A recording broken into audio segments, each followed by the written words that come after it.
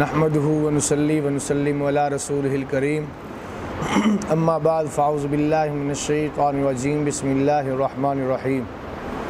میرے واجب الاحترام عزیز دوستو، بزرگوں، بھائیوں، بعض لوگ سوال کرتے ہیں کہ جی یہ انگوٹھی کے اندر فیروزہ نگ پہننا کیسا ہے، جائز ہے یا جائز نہیں ہے؟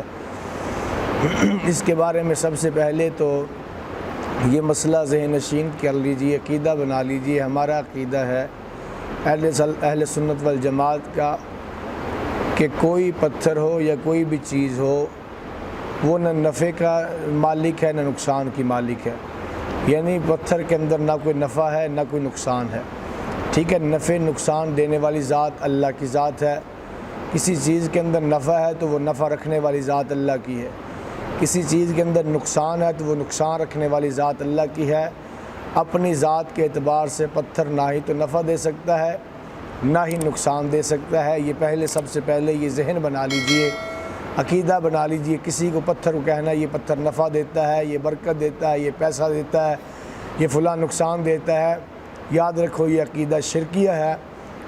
آپ نے سنا ہوگا کہ حضرت عمر فاروق رضی اللہ تعالیٰ عنہ بیت اللہ کا طواف کر رہے ہیں، تو بیت اللہ کا طواف کرتے ہوئے عمر رضی اللہ تعالیٰ نے حجر اسود کو بوسہ دیا، تو بوسہ دینے کے بعد حجر اسود کو مخاطب کر کے فرمایا کہ حجر اسود، فرمایا تو کوئی نفع نقصان کا مالک نہیں ہے، ہم تجھے اس لیے نہیں چومتے کہ تو جنت سے آیا ہے، بلکہ تجھے اس لیے چوم رہے ہیں کہ ہم نے اپنے نبی کو تجھے چومتے ہوئے دیکھا ہے، ہم اپنے نبی کی اتباع کے اندر تجھے چوم رہے ہیں۔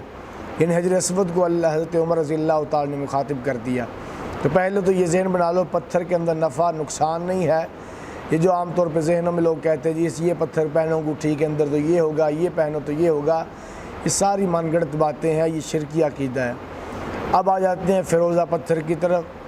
جی فیروزہ پتھر پہننا لوگ کہتے ہیں جی جائز ہے یا جائز نہیں ہے۔ جائز نہیں ہے، وہ کیوں کہتے ہیں کہ جائز نہیں ہے؟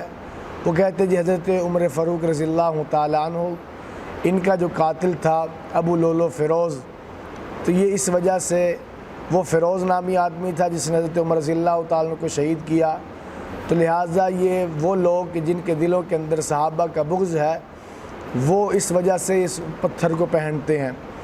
تو یہ بات ابھی تک تو یہ پوری اس طرح یقین سے نہیں کہا جاتا کہ اس پتھر کا نام حضرت فاروق اعظم کے قاتل ہی کی مناسبت سے فیروز رکھا گیا ہے۔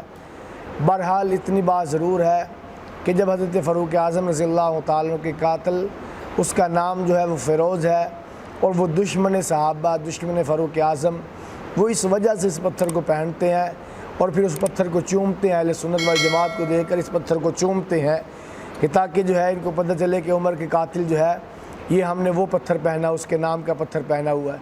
اگر اس نیت سے پہنتے ہیں تو یاد رکھو یہ تو جائز نہیں ہے۔ صحابہ کے بغض کے اندر جو ہے یہ پہننا یہ تو جائز نہیں ہے، اس لیے کہ من تشبہ بقوم فہو من، جو جس کی مشابہت اختیار کرے گا کل قیامت کے دن اسی کے ساتھ اٹھایا جائے گا۔ تو لہٰذا اس مناسبت سے، اور ویسے اگر آپ کا ذہن وہ نہیں بھی ہے، حضرت عمر کے قاتل والا جو ہے ذہن آپ کا نہیں بھی ہے، فاروق اعظم رضی اللہ تعالیٰ سے بغض نہیں بھی ہے، ویسے آپ عادتاً یہ پتھر پہن رہے، پھر بھی آپ کو اس دور میں نہیں پہننا چاہیے، اس لیے کہ یہ ایک مسلک کا شیوا بن چکا ہے، ان کا یہ شعار بن چکا ہے، ان کی نشانی بن چکی ہے کہ وہ اسی نیت سے اس کو پہنتے ہیں۔ تو لہٰذا آپ کو ایسی چیز بچنا چاہیے۔ اللہ کی ذات مجھے اور آپ کو سمجھ نصیب فرمائے۔ وما علینا الا البلاغ المبین۔